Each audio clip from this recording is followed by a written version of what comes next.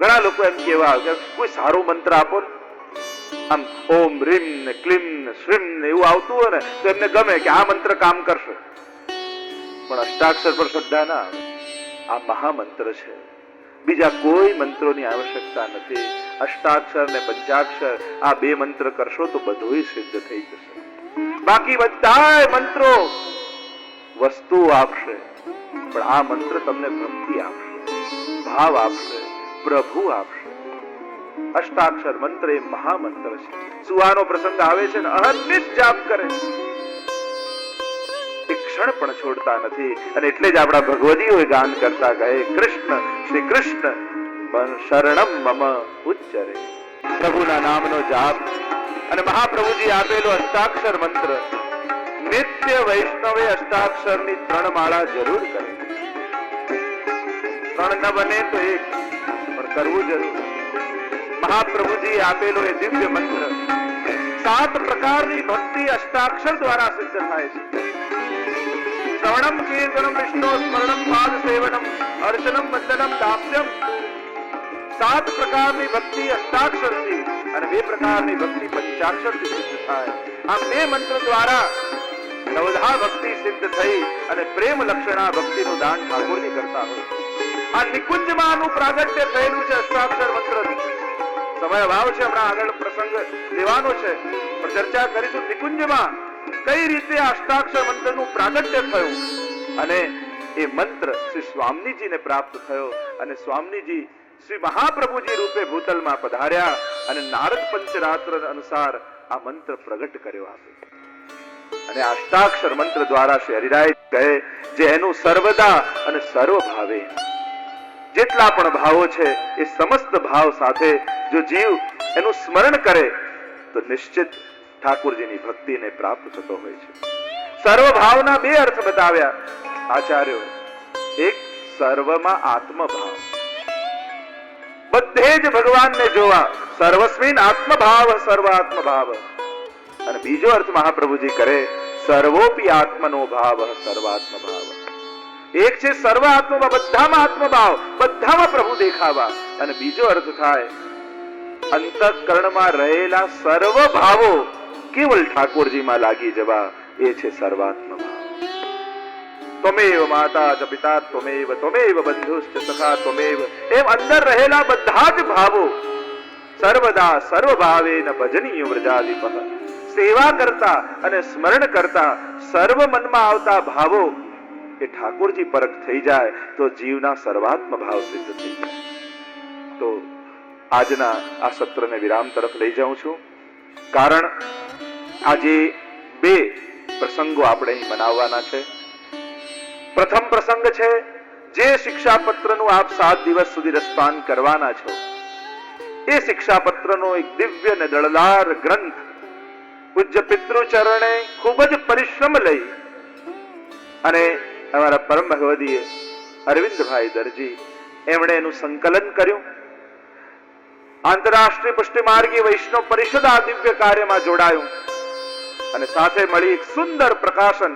પુષ્ટિ માર્ગના ઇતિહાસમાં સર્વપ્રથમવાર 600 પાનાનું આ એક શિક્ષાપત્રનો ગ્રંથ પ્રકાશિત થવા જઈ રહ્યો છે અને એનું સૌભાગ્ય બ્રજધામને પ્રાપ્ત થયું છે. અમારા ઇન્દ્રકાંતભાઈ તો કાયમ કહેતા હોય કે પુસ્તકો આપો, પુસ્તકો આપો, આપ લોકો લખો અને એનું પ્રકાશન થાય. તો હમણાં થોડા સમય પહેલા 84 બેઠકનું પ્રકાશન થયું.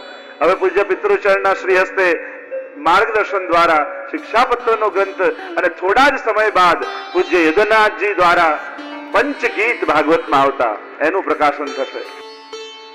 શિક્ષાપત્રના સત્સંગ સત્ર બાદ તમારા દરેકના ઘરે રોજ શિક્ષાપત્ર વંચાતું થવું જોઈએ. રોજનો એક નિયમ બનાવજો. રોજ એક શ્લોક, ભલે આખો પત્ર ન વાંચો, પણ નિયમ પૂર્વક રોજ એક શ્લોકનું વાંચન જરૂર કરજો. કારણ કે સાધારણ વાણી નથી, એ શ્રી હરિરાય મહાપ્રભુજીની વાણી છે. અને ભલે સમજાય ન સમજાય છતાંય કેવલ એક શ્લોકનું ગાન કરી લેશો ને તોય સત્સંગ સફળ થઈ જશે. ગઈકાલે તૃતીય શિક્ષાપત્ર નું દર્શન આપણે કરી રહ્યા હતા. દુસ્સંગ અને સત્સંગ નો પરિચય શ્રી હરિરાય મહાપ્રભુજી આપણને કરાવી રહ્યા છે. સત્સંગ શું છે અને દુસ્સંગ શું છે?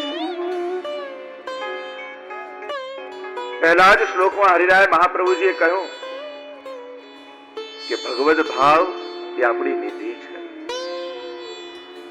અને એ ભાવનું દુસ્સંગ દ્વારા રક્ષણ વૈષ્ણવે કરવું જોઈએ. તમારા ભાવનું કોઈ હરણ ન કરી જાય એના માટે વૈષ્ણવે સાવધાન રહેવું જોઈએ. અને સાવધાની રાખવા માટે શ્રી હરિરાય મહાપ્રભુજી સત્સંગ અને દુસ્સંગને સમજાવ્યા કે આને સત્સંગ કહેવાય, આને દુસ્સંગ કહેવાય. જો દુસ્સંગ લાગ્યો તો તમારો ભાવ જતો રહેશે અને ભાવ એ જ વૈષ્ણવની સર્વોપરી મૂડી છે. અને ભાવ ગયો તો બધું જ ગયું, પછી બધું જ ક્રિયારૂપ થઈ જાય. એટલે ભાવ એ સર્વોપરી છે. જેવો ભાવ છે, જ્યાં ભાવ છે ત્યાં જીવની ગતિ થાય છે. અને એટલા માટે ભગવદ ભાવનું રક્ષણ કરવું જોઈએ. એમ કહી શ્રી હરિરાય મહાપ્રભુજીએ કહ્યું કે આ સત્સંગ એવું પાત્ર છે, જેમ અગ્નિ પર પાણી નાખીએ તો અગ્નિ બુઝાઈ જાય, પણ એ જ જલને કોઈ પાત્રમાં રાખીને અગ્નિ પર ચડાવીએ તો એ અગ્નિ જલને બાળી નાખતું હોય છે. તો આ સત્સંગ એક એવું પાત્ર છે